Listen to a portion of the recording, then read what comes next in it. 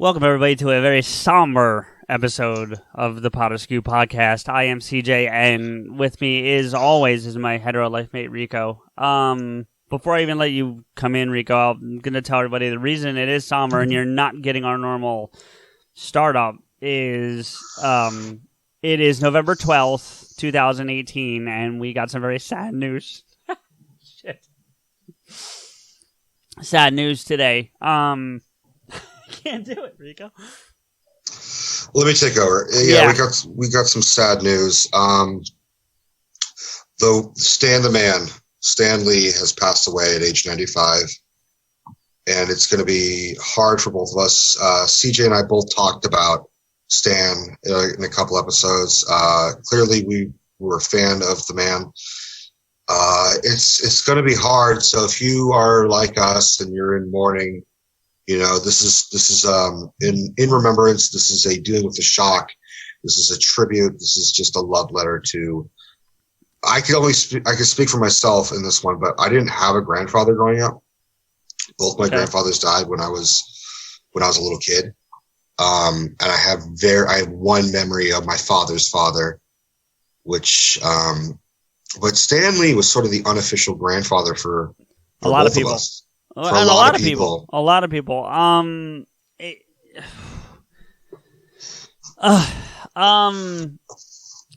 would say, you know, we give Kevin Smith all the credit in the world for this show existing, which is very, very true. There's no bullshit in any of that. But if there's no Stan, there's no Kevin, and there's no show. Yeah, I mean, if Kevin is the inspiration, then for PodAskew, then Stan Lee is the unofficial fairy godfather for us. Yeah.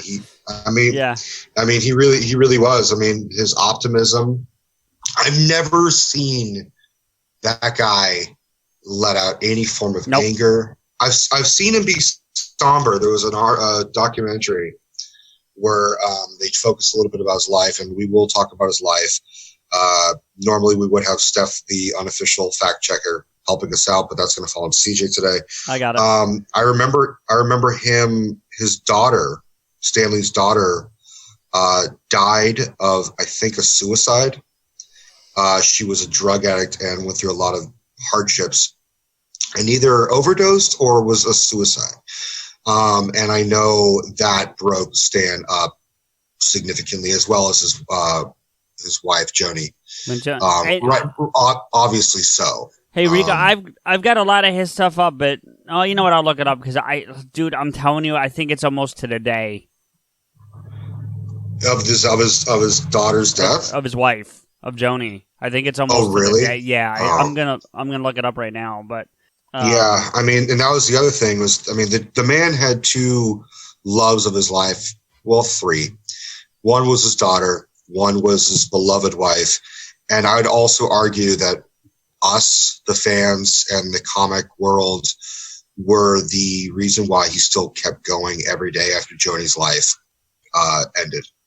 Okay. And just a quick no, it's not to the same. She passed away in June or July of last year, so not to the day. I thought it was, but no. Still, can you double check on his daughter? See if there's only two kids coming up for me. Joan, who's still alive, so it's Joan. It's not Junior with daughters, but I don't know the second Joan, and then it's just juniors for daughters. Okay. Joan Jr., I guess, then. And then there is Jan Lee. Now, according to this, and I don't think this is right, but according to this, she was born and died in the same year, 1953. So...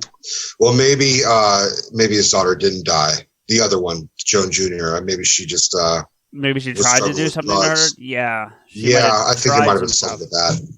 But my point is that's the only time I've seen him ever not be upbeat and optimistic and happy. Right. It was him talking about it, and man, that dude was a fucking beacon of light. I mean, always posed with doing the superhero pose, you know, with his you know, knuckles on his hips, you know, doing the superhero suit. I mean, every photo he's just doing that, or he'll do the Spider-Man web shooter pose. I mean, that dude.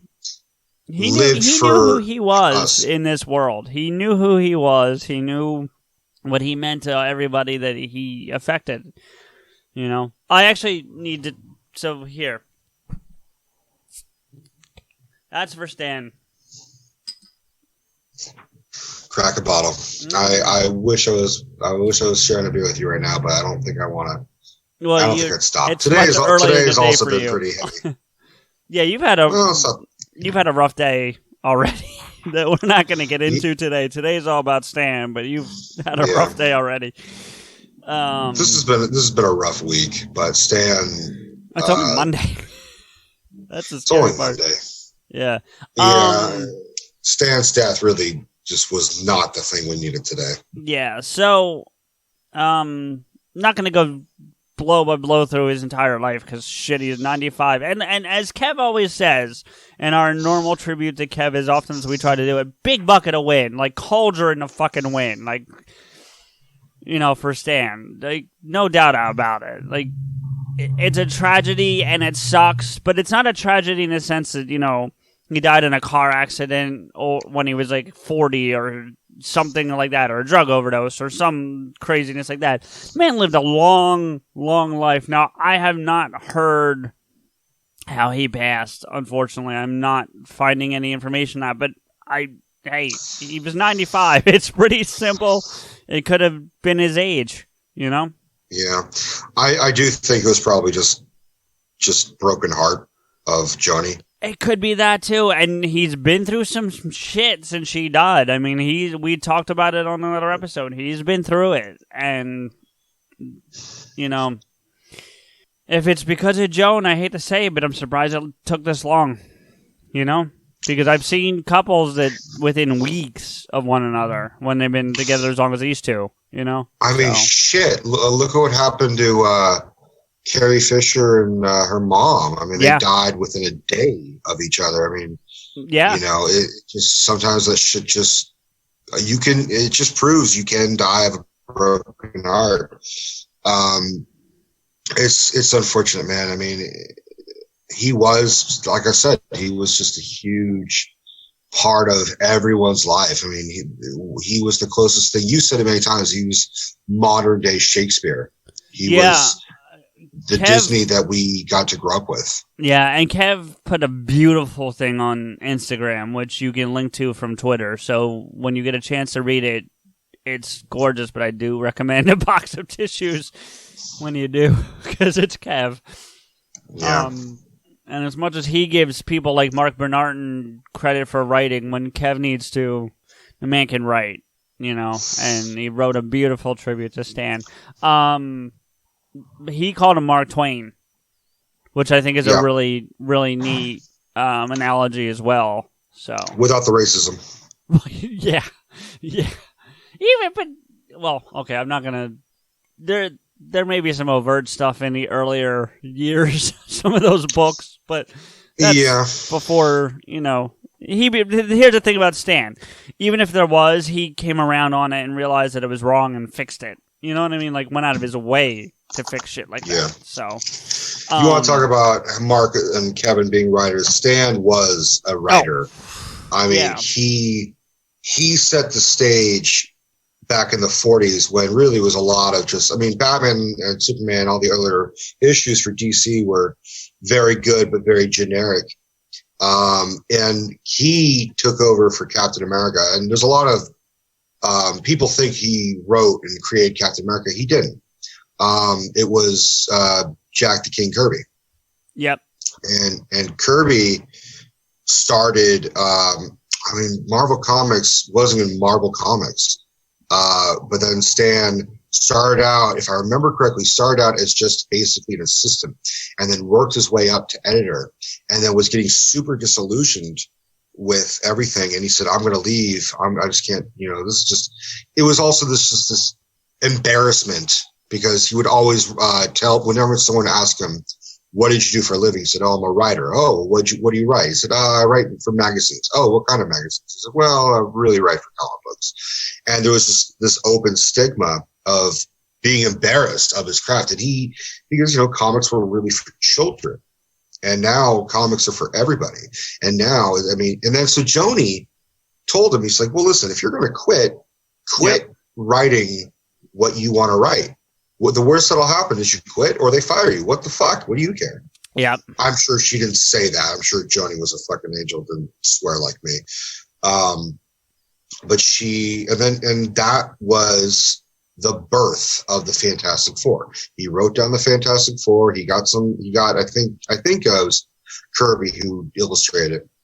And all of a sudden it was not magic. It was science. It was science and real people with real thoughts that you could actually relate to. The Thing, had a whole lot of humanity, but looked at himself on the outside as a monster. This giant rock orange thing of all things. Mr. Fantastic, super intelligence, but also had a huge dark streak. Dr. Doom.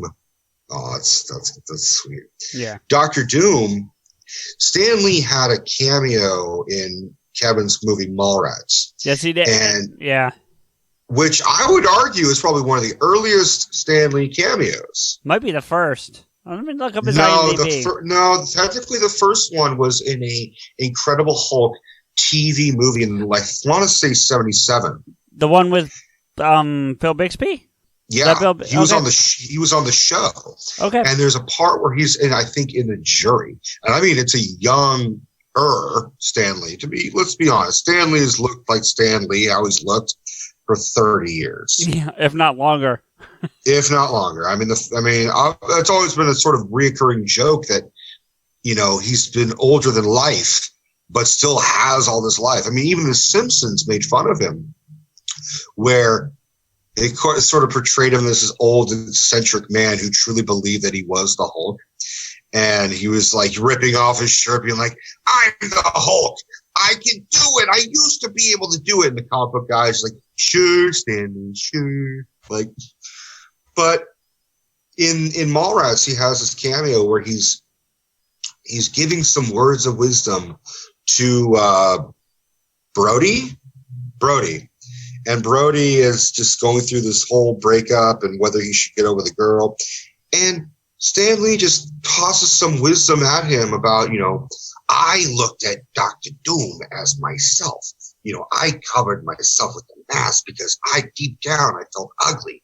You're like, even though Kevin wrote the fucking words, you 100% believe that Stan said, I wouldn't say that. I'd say this. I don't mean to embellish my Stan Lee impression, but no. So I'm not sure. I want to give you some stuff here on his credits because some of the stuff's really interesting. He was a narrator on that Incredible Hulk TV series with Will Bixby. I don't think I knew that. So he narrated all the episodes for that show. He was a narrator for Spider-Man and His Amazing Friends. His first on-screen anything from the look of it, if I'm reading this right, is the Trial of the Incredible Hulk, which I'm assuming is that movie you're talking about. Because he's in the jury. He's technically uncredited, according to this. So he's there. So I'm not disputing that fact, but so his first credited online or on-screen, if I'm seeing this right, is Jugular Wine, A Vampire Odyssey. He's a character named Professor Baker. But that, okay, all right. Well, that's it, first credited. I'm not disputing your Hulk thing here, but that's. But the point is he was doing it out in early mid 70s. No, the first one was 80. Well, the Hulk thing was 89. Oh, 89? 89, yeah, because the series ran from 82 to 83. I thought it was the 70s. That's my bad. No worries. And then, so his first on-screen as Stan Lee is Mallrats. Man, it took Kevin it took another universe, the View Askew universe, for essentially the idea of the MC universe MCU. to really to really kind of do like, well, we could put Stan in movies and have him be a different character and blah blah blah blah blah. Oh, it's such a touching thing. Yeah, so Kev gave him his first opportunity, and we'll put it this way. People who read comic books and have been reading comic books much longer than these movies and TV shows and all this stuff ever existed, knew who Stan Lee was. So I'm not going to sit here and act like nobody knew who Stan Lee was. But Kevin brought Stan Lee to the masses. He made people who had no idea who Stan Lee was know Stan Lee. And then the movies, of course, the Marvel movies took him to a whole nother stratosphere. But Kev introduced him to a world of people. Not just the movies. Yeah, not just the movies, though, dude. I remember, I think my earliest memory of hearing Stan's voice and hearing it, not reading it in the panels, because there was always, Stan's soapbox. Do you remember that in the comics? Oh, yeah. I don't think I've ever, to be fair, I was young and I don't think I ever read them, but I remember this segment being there, yeah. There was, God, I'm going way back. There was a PlayStation 1 Spider-Man game. I have it. Do you remember this? It was like you have it? I have it. I still have it. PS1, not PS2? I have it. Dude, he narrates that shit. I don't doubt it. He narrates the play. And I think that was my first introduction to hearing Stan's voice. And I remember being like, who's this fucking guy? But then he always he introduced the game as, hi there, true believers. Spider-Man co-creator Stan Lee. I'm like, okay. Spider-Man the video game, 2000. So I would have been about 9 years old. Yep. And God, dude. I mean, he had a very distinct voice, and he had a very distinct. I keep repeating it, but he just had optimism, even when he was 94, 90 years old. On what I'm saying, but he's been on Comic Book Man a couple times. Yep. And you just see the wonder and amazement and awe of these grown fucking men. Just. There's one part where they're sitting on the floor, like little kids, looking up at little kids, just looking up at him, and he's sitting on the counter, just like, all right, well, I know you got some questions, so give me your questions. And they're just like, Stan, what was it? When Gwen Stacy died, whose decision? He's like, oh, gee, you're always going to ask me that. Like, he wrote some of the best modern day stories of ever. I mean, he is a Mark Twain, he is a Shakespeare, he's a Disney, he's all of it with love and humor, and you saw that in every single cameo. He, sometimes his cameos were a bit of a joke. Well, I was just about to ask you, which one's your favorite? Because I think I know, got three in mind that are my favorite. I'm not sure. I think I'm leaning towards one, but I got my top three favorite funny ones. He's in all of them are great, but my top three. Do you want me to tell you mine? You start there. Yeah. Okay, so I'm gonna give you my top three, and I think I'm gonna end with the one that is my favorite. But before I get there, actually, the one thing I noticed from looking at this too is it looks like in some of these where I think the character had no name, he's listed as Stan Lee instead of bystander or a guy on a bus. He's listed as Stan Lee, which I think is pretty cool. But so number three. See, number three and number two are the hard ones for me because it's hard. They interchange in terms of what order, but I'll start with the judge at the beauty pageant in Iron Man 3. Mm-hmm. I think that's fucking hysterical.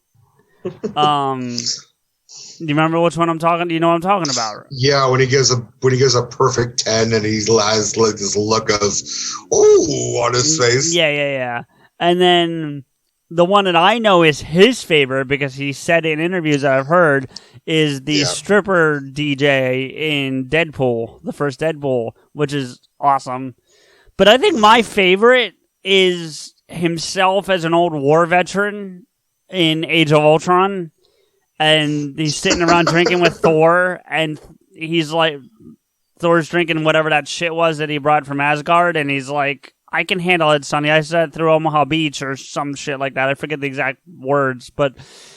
And then, like, the next scene is them, like, carrying him out, and he's like, Excelsior, and he's all fucked up after having, like, a mouthful of this stuff. It just cracks me up to see land. Because I don't think he was a drinker. And so I doubt that was...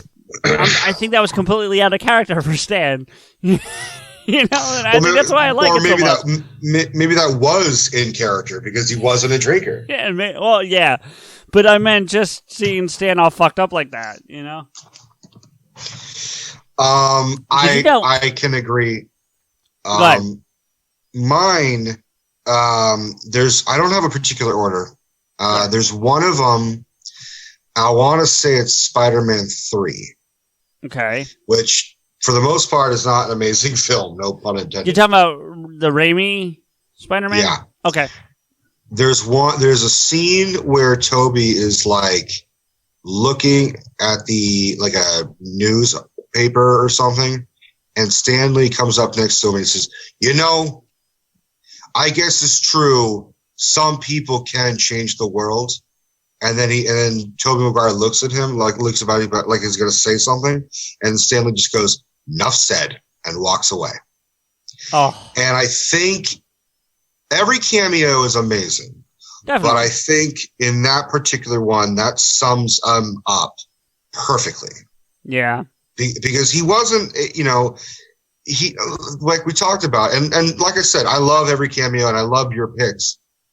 But I don't, in my own mind, he is not going to be a judge at a beauty pageant. He's not going to be a DJ at a strip club. At a strip club. That's right. But that's what makes it so awesome. That's what makes it hysterical. It's like saying this perfect angel of an old man and making him sort of a lech. It just goes against type. But deep down, I mean, he was a man. He loved people, and he loved sex probably just as much as we did. But we don't look at him in that aspect. We look at him as the kindly old grandfather. Yeah. Of course. And then there's the one that surprised me the most that I didn't see coming at all. I think I know what you're going to pick. Go ahead. What is it? Well, he had a cameo in Princess Diaries 2. I've never seen that, so I have to go with no on that. That's not the one I was going with. But no, it's Big Hero 6. That I had a feeling was going to happen because even though Big Hero 6 is a manga comic book as well as an animated film, it is technically part of the MCU, but it's an alternate part of the MCU. Oh, so is it? I didn't know that. I honestly didn't know that. So in it, did you see the movie? Oh, well, yeah, that's how I know about it because I've seen it, but I've only seen it once, and it was a while ago at this point. So he's not in the movie; he's in the bonus scene after the credits because, of course, he is. Yeah, of course. Because, like I said, it's an alternate world because it's if Japan hadn't been hit by the atom bomb. So it's a hybrid of Tokyo and San Francisco. It's called San Francisco. I don't think I realized. I believe you. So if you rewatch it, there's a lot of Tokyo influences, as well as there's the monocar in San Francisco. I know I fucked it up, and I'm a resident, but I fucked it up. But it looks like Bay Area and Japan mixed together. But there's a character actually voiced by, I think, T.J. Miller, actually. I think T.J. Miller plays a character in it. I think he does, yeah. I'm trying to find it. And this guy, T.J. Miller's character, and the reason why we're talking about it is because we're both, we've talked about T.J. Miller a couple of times, and it's not the greatest delight. His character is super, wealthy, but comes off like you're like a weird homeless guy, but he's just like, I just like to dress this way. And he always talks about his father, and you never see his father. And there's a portrait in the background of this guy with his mother and his father. His father is late. And at the end of it, in the bonus credits, he's visited by his father, who gives him this cryptic thing of like, I do it too. And it's all about like how he wears his underwear inside out. Okay. And you're just like, what the fuck? I mean, that is by far one of the strangest Stan Lee cameos. But I did bring up another one, which was, by the way, these are not my top three. These are just others. Yeah. He was in Princess Diaries 2, which is so fucking bizarre because you watch it, and then it's like a royal wedding for fucking Anne Hathaway's character, and he shows up as a guest and he's doing like a fucked up European accent or something. And he kind of comes off like drunk. So like, they're like, okay, we need to go back, sit down, it's before Disney bought the MCU. So he was already in the Disney world before Marvel was. Yeah. Do you know for Big Hero 6, it was a TV series? It looks like it only ran like a season or two, but he reprised his role. We got that at work. He reprised his role, I'm going to have to watch that. It's not a CGI animated film. It looks like it's a 2D animated film. Okay. But we got that at work, and I was like, why the fuck did they make this? And then I'm like, all right, well, now I'm going to watch it. Just for Stan Lee, I'm going to watch it. Just for Stan, yeah. So my other two... Yeah, please, yeah. I think my other two, and strictly MCU cameos, not Mallrats, not anything else. I like the one where he's in Daredevil, and it shows him about to cross the street, and Daredevil's a kid, and he's already been blinded. Yes. And he stops him with his walking stick, and then saves Stan Lee, because Stan Lee's about to cross the street with a newspaper in his hand. Yep. And then he looks around, and he's like, how the fuck did this kid know to stop me? And he always kind of looks like bewildered. A lot of his cameos, he just looks bewildered. But I think one of my all-time favorites, definitely my top three, is in The Amazing Spider-Man 2. Oh, no, The Amazing Spider-Man 1. I'm sorry. In The Amazing Spider-Man 1, he plays a librarian. Yep. And Spider-Man and the Lizard are destroying the classroom or the library in back of him. And Stan is listening to classical music on headphones. I remember that. Totally unaware that there's this destruction going on behind him. And the point is that at one point the Lizard throws like a table at Stan, and Spider-Man catches it with his web and pulls it back. So you see this giant table rush towards Stan. Stan's not aware, and then Spider-Man saves him. And I think that's beautiful. I think some of my treasured memories are of him and Spider-Man, because I was always going to be a Batman fan, but for Marvel, I'm always be a Spider-Man fan. And without Stan Lee, there would never be a Spider-Man. No, not at all. I'm looking to see, because there was talk that they had filmed Stan's cameos, so that when this day came, we'd get more Stan for a while. They'd be prepared. Yeah, and I've never heard that confirmed. I always heard that as a rumor, and I'm having trouble confirming it. I think it had been confirmed. I think actually James Gunn filmed a bunch for him, because James Gunn filmed the one that was put in Doctor Strange, where Stan is on the bus and he's reading, I want to say he's reading a Carl Sagan book, which was the inspiration of the look of Doctor Strange, all the crazy tie-dye and colors and everything. And he reads, he's like, what a bunch of baloney, or whatever the fuck he says.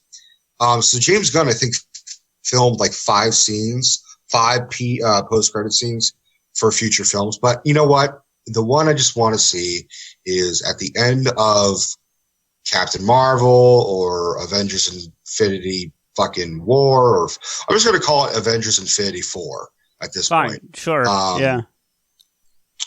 There needs to be a bonus scene of every single cameo piled up in a little compilation. I don't care if it's 5 minutes. Yeah. You know, I just want to see that. I want to be sobbing uncontrollably at the end of an Avengers film because of Stan. Because it'll just be that's it. That's it. There's no more. You just made me think of something I actually want to see, and I am not the man to do it because I don't have the technical knowledge or ability. I want a still shot, like a picture of Stan fading, like they did at the end of Infinity War, as like a goodbye tribute. You know what I mean? Like, I don't really want him turning into dust, man. I want to. But for Stan, that's fitting, and it's not because of anything, but he's going out the Marvel way. Do you know what I mean? That's what I'm saying. Like, he's going out via the Thanos snap. He's not going out, you know, in some shitty way. He's just snap him out and let him go. You know, speaking of the Marvel way, there was a rumor. There was a rumor that all of his cameos were one character. Okay. And Marvel kind of confirmed it, because there was this theory that what if the Marvel movie version of Stan Lee is actually, I know I'm going to fuck it up, Uatu, Uatu, and he's known as the Watcher. And the Watcher, bear with awesome. Me. The Watcher is basically an alien, and I'm reading on this article, he's part of a race that, as the name implies, observes the universe and records everything that happens. And he is specifically assigned to watch over the events of Earth, though he doesn't meddle in its affairs. So that would explain why he's in every single Marvel film. He is not part of the plot, but he's there to observe, watch, write down, and just send it out. Okay, wait. But to fuel this theory, in Guardians of the Galaxy Volume 2, it shows him in space. Yep. Talking to the other Watchers. That's that species. So he's telling him, he's like, and then I was also a FedEx delivery guy. So what I imagined was that he's not a Watcher, but he's been assigned by the Watchers to do the exact same job. And he was giving them his report. All right. Well, I have several things on that point to talk about, and that's not because of my opinion. So, for those not following along with us, there is a Wikipedia called Stan Lee's Cameos. So it has its own Wikipedia page. The first line in Stan Lee Cameos says, Stan Lee portrayed himself as an informant for the Watchers, keeping watch and detailing the events that take place on Earth within the Marvel Cinematic Universe media franchise. Lee appeared in every installment of movies from Iron Man up to and including the untitled Avengers film in 2019. According to Joe Russo, Lee's cameos were filmed consecutively, with cameos already filmed for the release in 2019. That will be our last visual Stan cameo, if I'm understanding it. Avengers 4? What the new Avengers, yeah. Now, the other thing that's really neat on here is he apparently filmed an audio cameo for Ralph Breaks the Internet. So he's going to be in Ralph Breaks the Internet as a voice. So we will get Stan there. And that's going to be it, I think. At least unless these other ones you were talking about, because I'd heard the same things you heard and you were just talking about. So unless those things come to light somewhere, the last time we'll see them is Infinity 4, as you've been calling it. Well, maybe they had filmed them and they already supplied them. Like, they had done it in advance back when, like, maybe post Guardians of the Galaxy Volume 1. Yeah. So maybe it was Doctor Strange, maybe it was Black Panther, maybe it was this, maybe it was that, maybe it was Now, so maybe they're like, all right. Here's two connections directly to our neck of the woods in our thing, where he's in Jane Bob's Super Groovy cartoon movie as Stan Lee, asking Buntman and Chronic to join the Avengers Initiative, which would be hysterical itself. And then apparently he's in Yoga Hosers. Yes, I actually can confirm that. I because I've seen Yoga Hosers. So have I. I just forgot.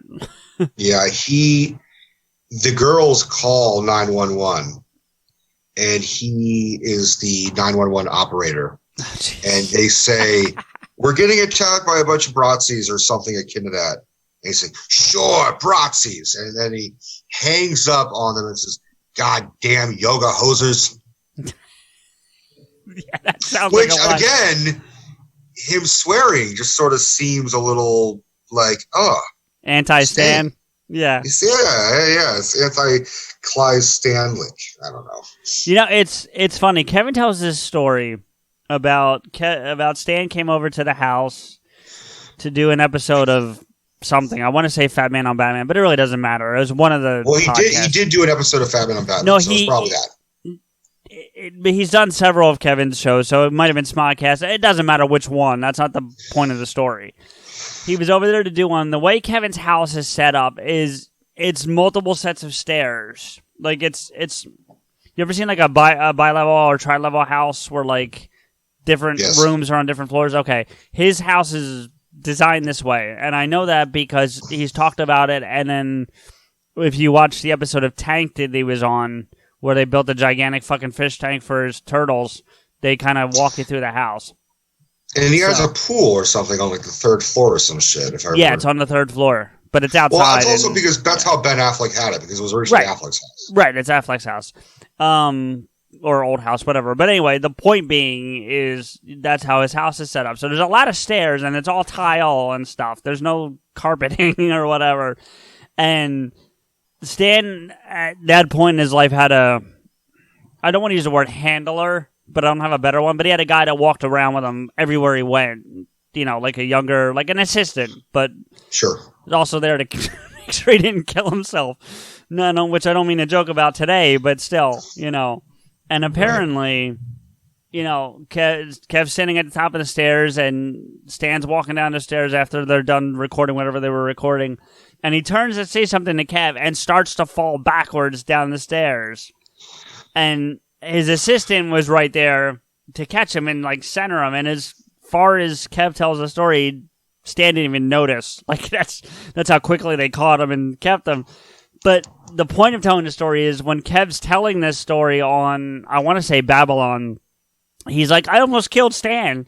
I almost was responsible for the death of our, and so here we are, how many years later, whatever it was, 2, 3, 4 years later, because it wasn't that long ago, mourning him anyway, Yeah. I mean, shit, dude. The first episode, our pilot episode, I told you that you actually sounded a little bit like Stan Lee. You did. So he is rooted forever with PodAskew. Well, for many reasons, not just that. Every reason, not to mention we always have to do a Marvel reference, but, he was there, first episode. Yeah. I mean... Well, it's like I said early on in this episode. You don't get what we have without Stan. You don't get here. You don't have Kevin. You don't because here. I mean, let's run the quick chain of events. You don't have oh God, how did I just blank on his name? Walter, without comic books. And even though his first interaction with Kevin about comic books was Batman, you still don't have Walter. So then you don't have Walter talking to Kevin, who gets him into Batman, who gets him, balls deep into all the stuff that he's into.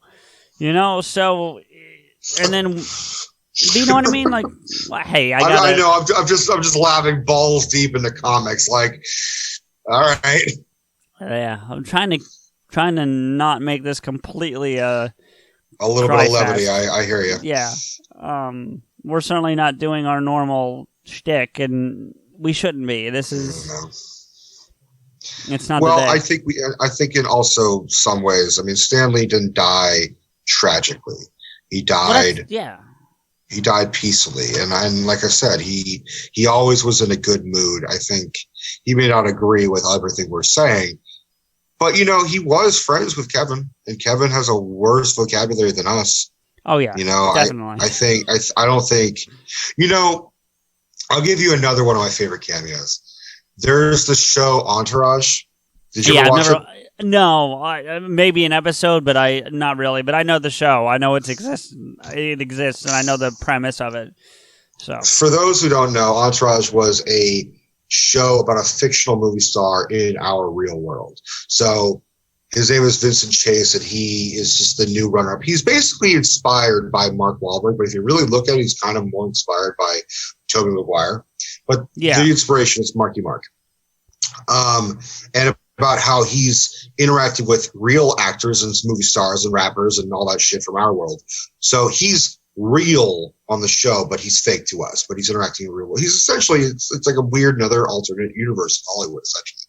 And there's a part I want to say the season before the season finale, whatever the fuck that was, 7, 6, who gives a shit. He gets addicted to cocaine and starts dating a porn star, Sasha Grey.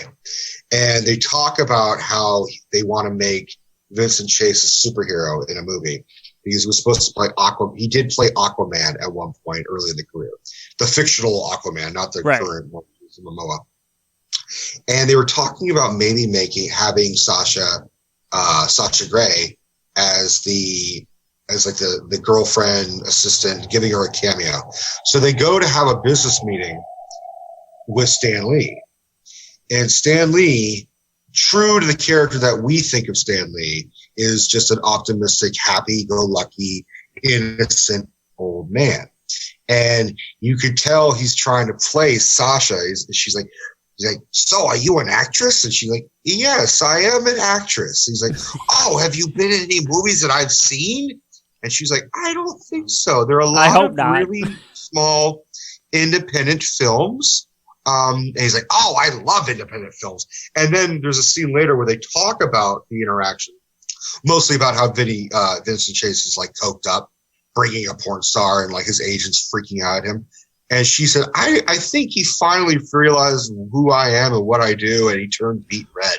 And honestly, if I could throw in another one of my favorite cameos, it's that. The show, I'm a fan because I sort of got wrapped into it. You have to start it and you finish it. The show itself is kind of awful and very shallow. It's a really shallow show, but the beauty of it is all the cameos, and Stan Lee's was definitely up there. Not to go off on a tangent, but I love the fact that show launched Jeremy Piven and not the guy that starred in the show, which I think is hysterical. Yeah, that guy, Adrian Grenier. I like him. I've seen him in some other stuff, and I like him, but it launched Jeremy Piven.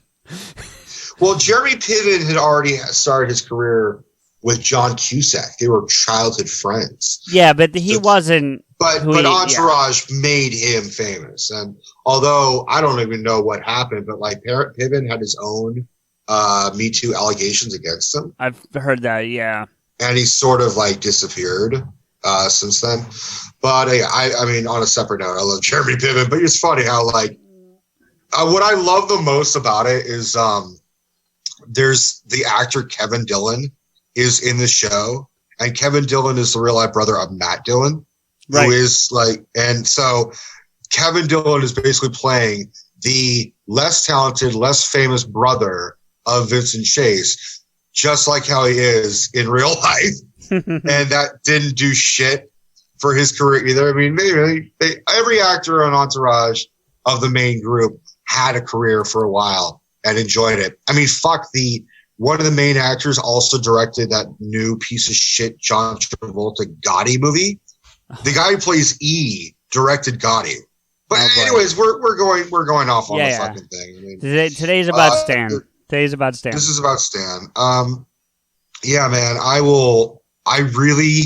What I want to do above all right now is go to Jersey and play Spider-Man the first game with you.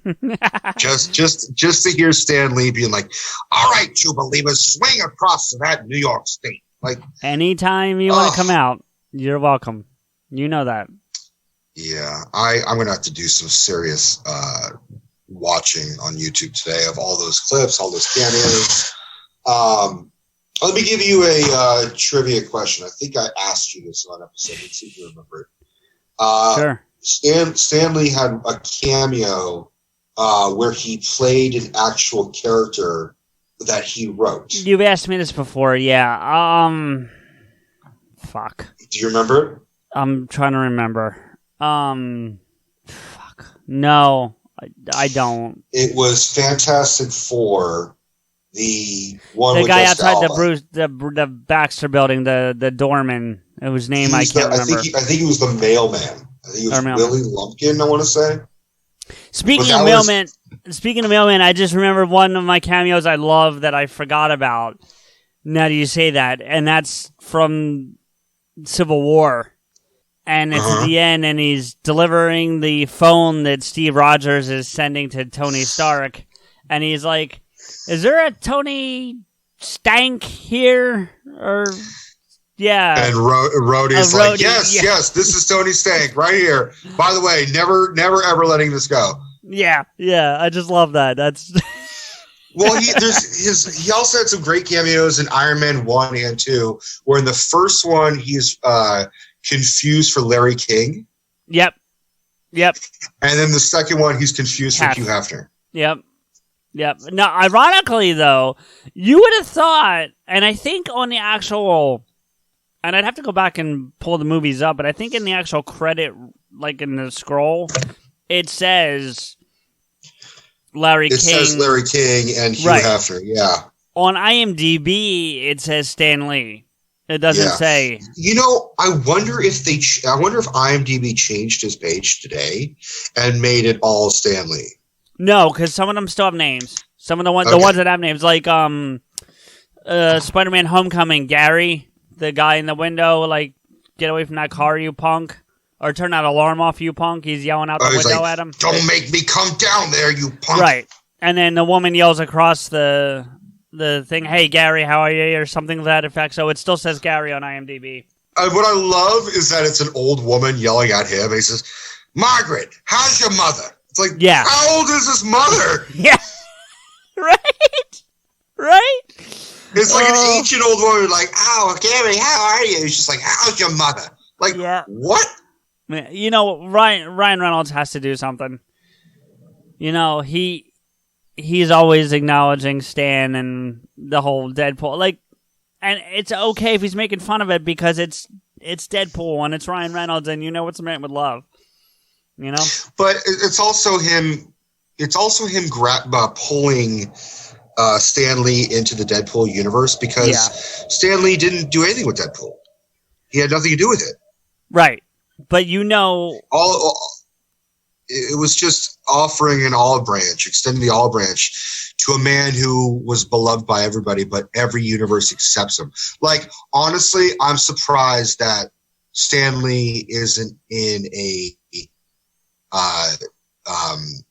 DC movie. Although I want to say, actually he is. Well, I got the list right here. I didn't tell you this. I saw Teen Titans Go to the movies. Oh, did you? Yeah, we got it at work, and it is pretty fucking awful. But don't tell Tara Strong that because she was on Fat Man Beyond this week, and both her and Kevin love it.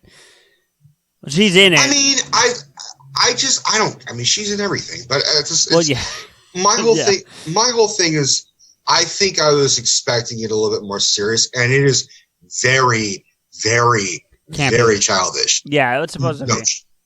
It's for like kids like 9 to 14 and big fans. And I mean, I was entertained because there's a lot of DC connections, but Stan Lee shows up and being like, I'm Stan Lee, I'm here for my cameo. And then they're like, cameo? He's like, oh no, I'm in the wrong universe. And then he like takes off. You're like, so he is. And that's another thing. I mean, even though the movie wasn't my cup of tea, if anybody loves it, all the power to you.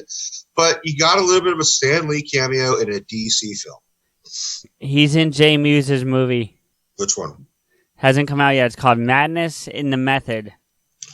I heard a rumor that maybe, I don't remember if Kevin said it or if he wrote it, but I want to say there was a cameo written for Jay and Silent Bob reboot.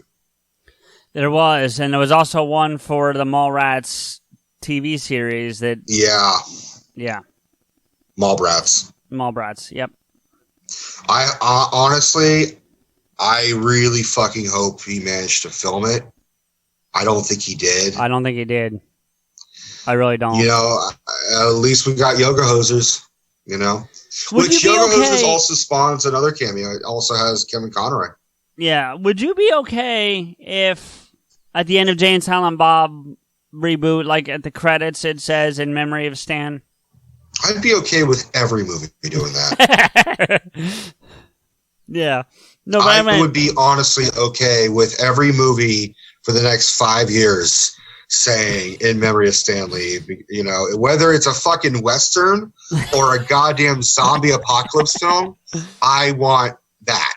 Well, that won't happen, but I guarantee you, if I was gonna bet any amount of money that means anything to me, Jay and Silent Bob reboot, we'll have that, and so will Infinity Wars 4. Whatever they're calling it. For sure. I mean, not to I mean, yeah, fuck it. It's a pun. Stan Lee was marvelous. You know? Yeah. You know, and you know how people, like how Ralph Garman and a lot of the people were reacting to Adam West's death? Oh, yeah. This is how I feel. I didn't feel the same way when Adam West died because I didn't have the same appreciation. Sure. But it's the same thing. Like, you know, you and I are both about to fucking sob, and we both been fighting back tears just like Ralph did when Adam West did it. But you know what? I got a really fucking funny story that happened today. I was going through a bunch of bullshit today with my car, and I had to take my car to my mother's and blah, blah, blah. And when I called my mom and said, all right, we're going to get the car towed to this location, she's like, okay, no problem. Come on out and have lunch. I said, great. Also, Stan Lee died. And my mom, I swear this is verbatim, she said, oh, well, I know he lived long and prospered. And I'm like, Mom, it's not fucking William Shatner. What are you talking about? It's Stan Lee. And she's like, well, I know he was strong with the Force. And I'm like, Mom, it's not Star Trek. It's not Star Wars. It's fucking Stan Lee. And she was on like speakerphone in the car. And Steph and I just fucking laughed so hard. We're like, yeah. Of course, Nancy, of all fucking people, is like, well, may he live long and prosper, and I hope he's one with the Force. So like, God damn it, Mom! Excelsior! Enough said! Anything to fucking bridge it to Stan. God damn it. Speaking of Excelsior, I'll share this with you real quick. So, obviously, that was his kind of trademark motto thing, but apparently, and I did not know this, it's also the state motto for New York. The state of New York's motto is Excelsior. And I'm wondering... I did know that. I wonder if I'm with you. I'm with you. I wonder which came first. I can't find if they took that from... Not from Stan, but you know what I mean? Because of Stan, or it's just coincidence or what, but... I'm going to try and find some background on that as well. New York State.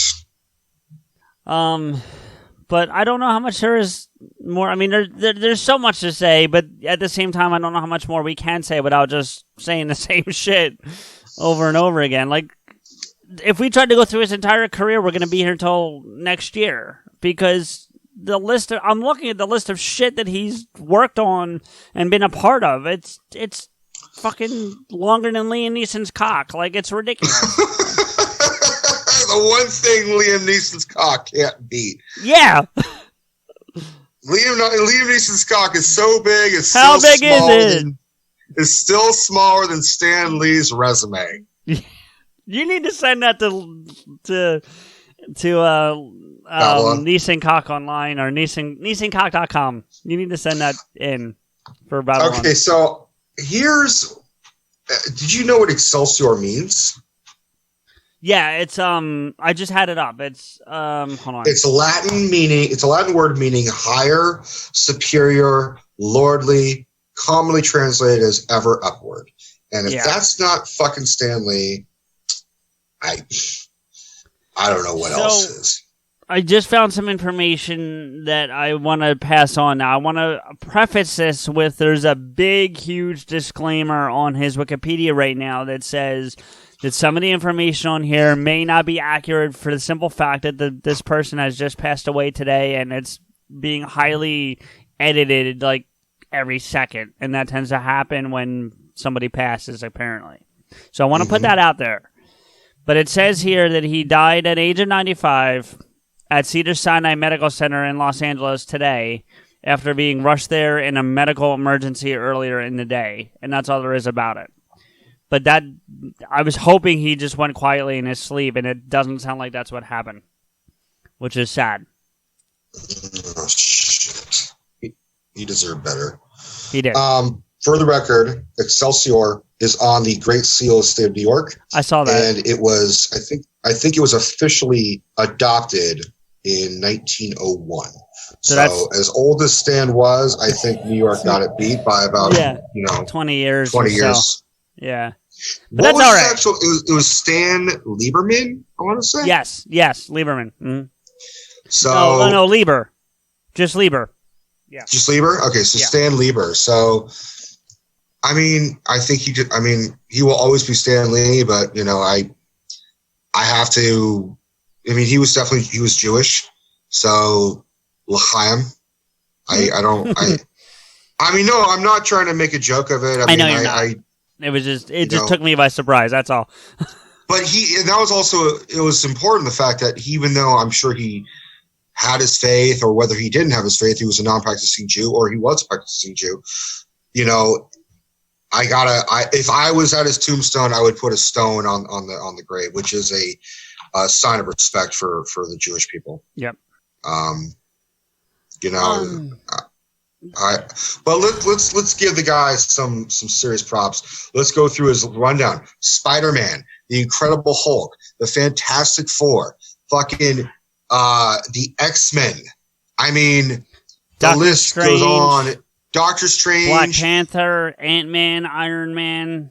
Those are the ones. Silver Surfer. On the list. Maybe I'm just looking at it. It's a short list, the one I'm looking at. But yeah. I mean, and not to mention the villains. I mean, Spider-Man's Rogue Gallery, which we've talked about many, many times, rivals the Batman Rogue Gallery. I mean, if you didn't have Spider-Man's Rogue Gallery, you just had Batman's Rogue Gallery. Stan Lee made heroes, but as always, the villains were more interesting and they were tragic. Dr. Doom is a tragic character. I even think Incredible Hulk started out as a villain, and then Stan threw in some humanity in him. Yeah. Made him a tragic monster with a genius IQ when he's a human. I mean, you could tell there's some inspiration. There's Dr. Jekyll, Mr. Hyde, and Frankenstein's monster, but I think there's some reality in what Kev wrote for him in Mallrats. Those lines that you were referring to earlier when he's talking to Brody about Dr. Doom and the Thing and that kind of thing. No pun intended, that kind of thing, though. They're talking about those things. Even though Kevin wrote those lines as a script and for the movie, there's got to be some degree of truth to that, don't you think? I almost want to say that cameo may have been written originally for someone else, and then through this connection met Stan. And then rewrote the dialogue to make it work. Because I remember it was someone. I want to say it could have been like Mark Hamill or someone, but I don't know. Well, Stan Lee fits the whole story arc as a whole better than someone Mark Hamill would. You know what I mean?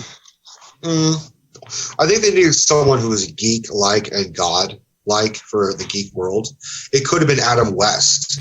Right, but the fact that Brody was such a comic collector, and then to have the ultimate comic writer be the one to kind of mentor him through that thing with Shannon Doherty's character, you know, I don't know. I'm trying to find the Stan Lee Mallrats quote so we can. It's long. It's like a soliloquy almost. That's all right. Let's see if we can end this on a happy note with the words of Stan. Okay, I think you ought to. Oh wait. I'm trying to find the beginning. Play the clip, probably. You could just play the clip for the whole. Just play the clip for the episode. Let's pretend like we just heard it. No, I'm gonna go play it. Oh, you're gonna play it now? Oh, okay. Yeah. Sorry, guys, we're editing as we're fucking recording. Well, that's all right. They won't know any difference because that'll all be gone. You don't need to see how the sausage is made. It's 4 minutes. Maybe I'm not playing it. Yeah. Well, then let me just say. Well, what part here? Hold on. Hey, look at that couple. Boy, they sure seem to be in love, huh? What's with that? That's the second time you've commented on couples in love. Well, I like that sort of thing. Tell me, do you have a girlfriend, Brody? Had one. We just broke up. The Thing. Is this dork made of orange rock like the rest of his body?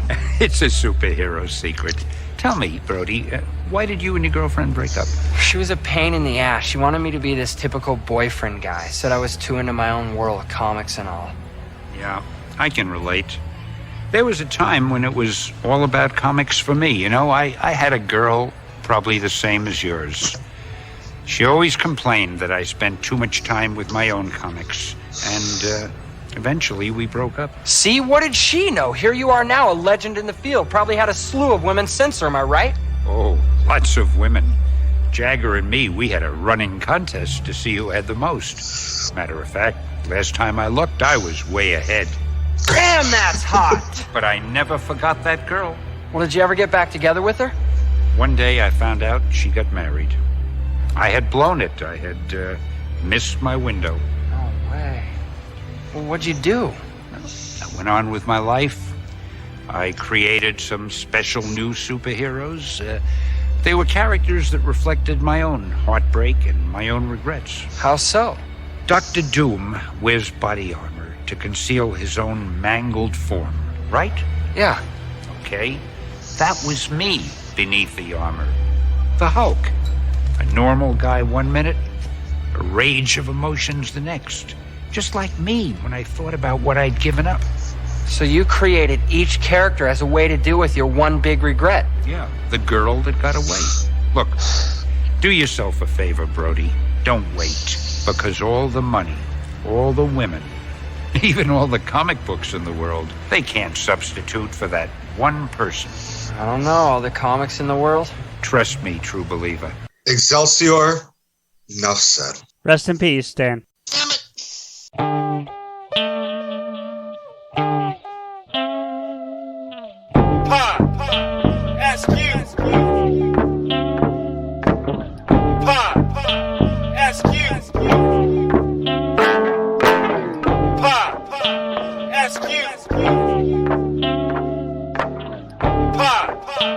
PodAskew.